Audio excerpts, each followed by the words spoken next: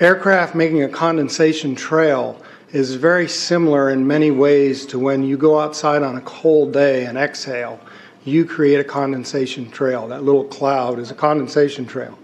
Now, if you take a 2-mile walk on a cold day and you can turn around and you can see your condensation trail tracking all the way back for 2 miles.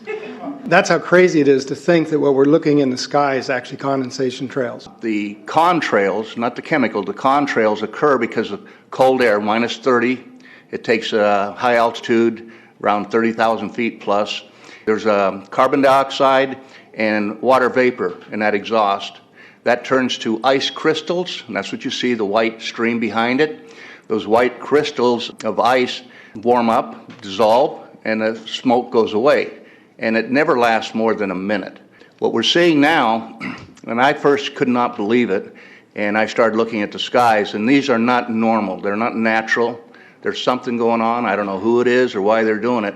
All I can testify is it's not natural and it's not normal. It's got to be some outside influence doing that. Thank you. I'm here to give you testimony that chemtrails, they're not contrails, are indeed real. They're spraying almost every day. I watch the clouds and watch the spraying program going on.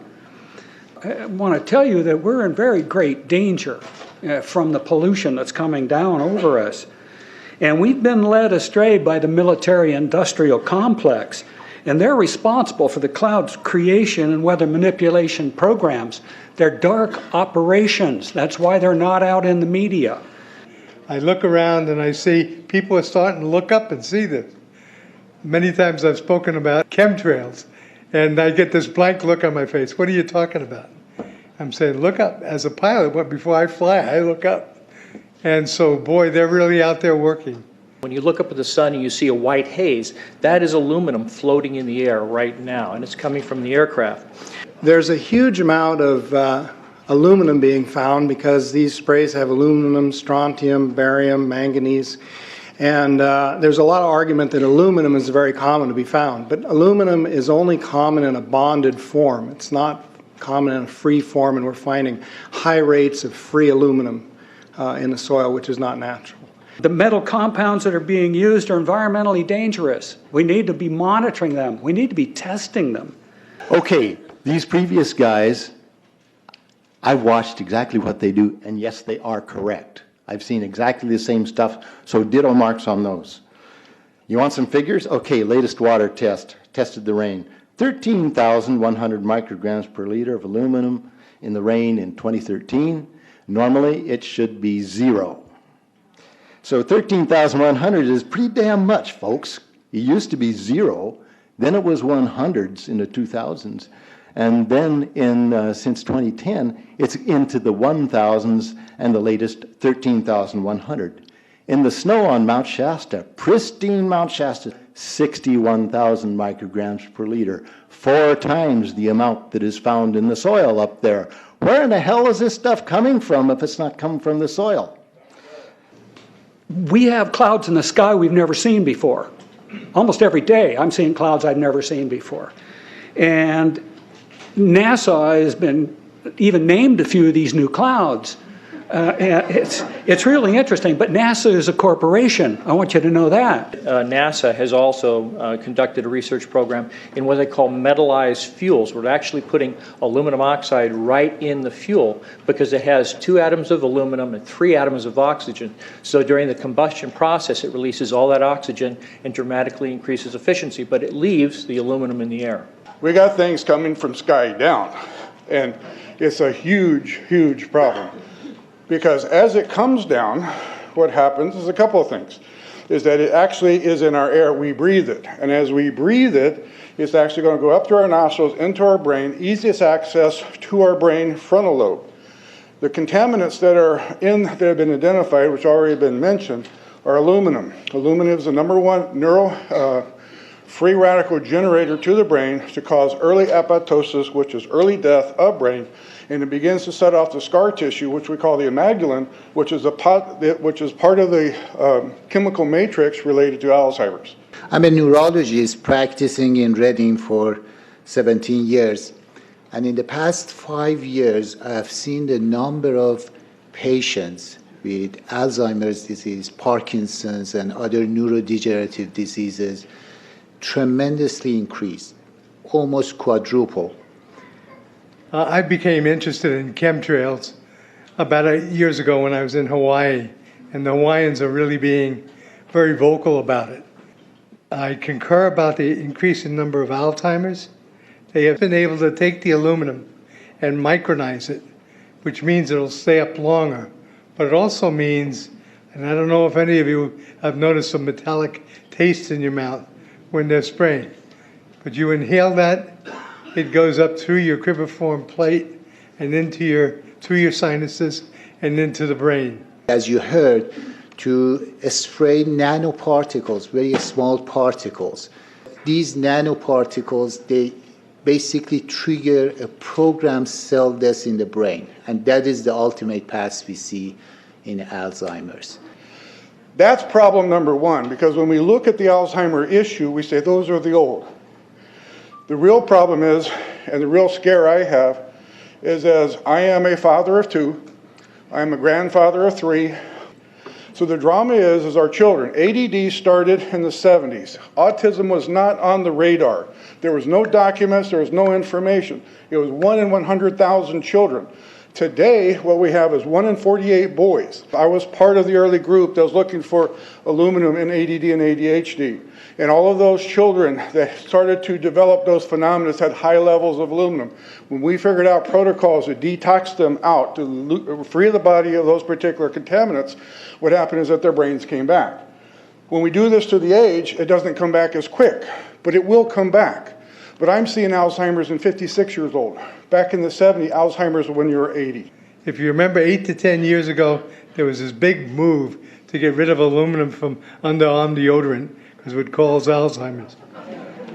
Look what they're doing to us now. I want to give you a little bit of history on the background behind nanoparticles has been described before. A nanometer is 1/1000th of a meter. It's very small. In fact, if you have particles, say, that are 40 or 50 nanometers across, you can take and line 50 of them up next to a single red blood cell. These things are extremely tiny. They're pervasive. The collapse and decrease of agriculture is something I worry about even more than the previous info about autism and Alzheimer's. Believe me, I'm seriously concerned with what I'm watching. As a wildlife biologist, I've been watching the ecosystem collapse. When you lose all your stream organisms, when you have aluminum overload in your streams, you're killing your microbial bacteria and you're disrupting the entire ecosystem. So it goes way beyond just a little bit of pollution. How did Monsanto know to create aluminum-resistant plants? I don't think I've heard anybody ask that question. Okay. Insects. I've done studies in Siskiyou County. They're at 20% of normal. The aquatic insects basically made a nosedive in 2006 to about 20% of normal. So far this year, I've sampled 200 trout stomachs. 98% of them are empty. So sorry about the trout fishing, fellows. The mayflies, stoneflies, dipterus, and caddisflies are damn near gone. The terrestrial sampling is down to about 20% of normal, except for pest species like ants. We're seeing a loss of the major bird species, and as the gentleman said, the ecosystem is unraveling, and Audubon's been telling you that for years. The materials that are going into the environment right now, aluminum oxide nanoparticles and barium nanoparticles, these just happen to be the same materials that they use in nanothermate explosives. And so when this stuff settles down out of the air into the environment, it is small enough to be absorbed through the root structure of the trees in the forest. And so when there's a forest fire, and there will be a forest fire, those fires burn dramatically hotter.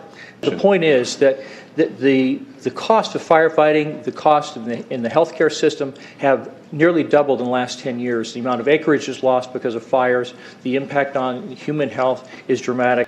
I personally tested water and aluminum, and I found aluminum had 47 times the normal expected amounts. Strontium had 10 to 20 times the amounts. Barium was 20 times. This is what the stuff looks like here. Collected, it looks, most people just think it's a cobweb, but I tested it, it has outrageous amounts of barium, strontium, and aluminum, but they destroy the sample, so I'm not letting this get away from me. You know, these tests are international. in scope. We're seeing this all over the world, guys.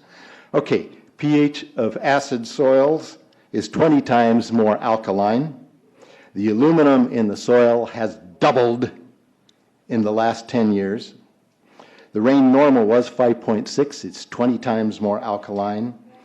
Aluminum blocks essential nutrients. I am unable in my garden to restore normal pH, and that's because nanoparticles are now in the circulatory systems of both plants and humans. The Air Force conducted a study starting in 1993. It was called In Vitro Toxicity of Aluminum Nanoparticles in Rat Alveolar Macrophages. That's a real fancy way of saying testing the effect of aluminum nanoparticles on the white blood cells in the little air sacs in your lung, the alveoli. And what they found in this 8-year study was that these particles, when you're exposed to them long enough, it suppresses the ability of your white blood cells to defend you from airborne infections coming into your lungs. So it suppresses your immune system. But they also found that these same particles, once they get into your system, they can actually go through the barrier in each one of the cells. They get inside the cells, and these particles can actually suppress the ability of mitochondria, which are in the cells that help to gobble up toxins and things that would be harmful to the nucleus and the reproduction process of the cells in your body. These processes are suppressed, and so essentially by breathing this material in, your immune system is dramatically suppressed. I wrote to the federal government because Air Force wrote a book, and on the first page of the book they said, we're going to control the weather by the year 2025. I asked them, what are they doing spraying these chemicals on the public? I said, there's violation of United States Code 50 USC 1520, which prohibits the American government from experimenting on the U.S. citizens with chemical agents.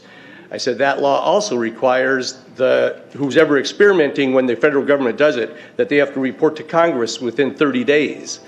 They wrote back, they said they don't know what I'm talking about. We have enough evidence that there's a spraying going all over the place. We were warned about the takeover of our freedoms by the military-industrial complex by both Eisenhower and Kennedy. They're gaining traction on us, folks.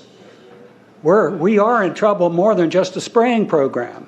All I can say is it's about time we get up in arms about this, because it is affecting our health. It's high time that we as citizens of this great country take action. Board of Supervisors in Suffolk County, New York, they outlawed geochemical engineering. Hawaii passed an ordinance prohibiting geochemical engineering. I urge you to bar geoengineering in Shasta County and pass an ordinance. At least ask some damn questions. What the hell is all this aluminum doing here? Why are the trees dying, fishes dying? Why is there Alzheimer and aluminum spiking? And why are these fibers on the ground here in Shasta County? Thank you. Thank you, Mr. Marmon.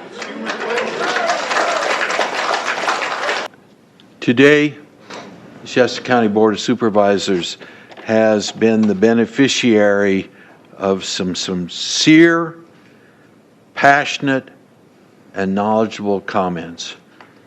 And I thank you for those. I am in agreement with my colleagues about sending letters and a call for action, but I would hope that we could go a step further. I would like for us to send a copy of this video where all of you spoke today, all 2.5 or 3 hours of this testimony, to be sent to our senators and our U.S. representatives, and also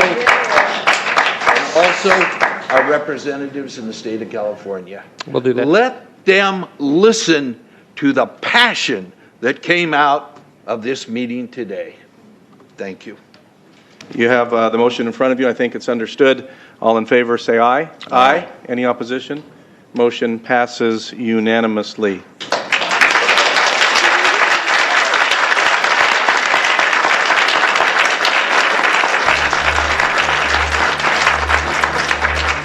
It wouldn't surprise me at all if the response is one that exceeds far the boundaries of Shasta County in terms of the platform that is offered, as evidenced by those who attended today from around the world.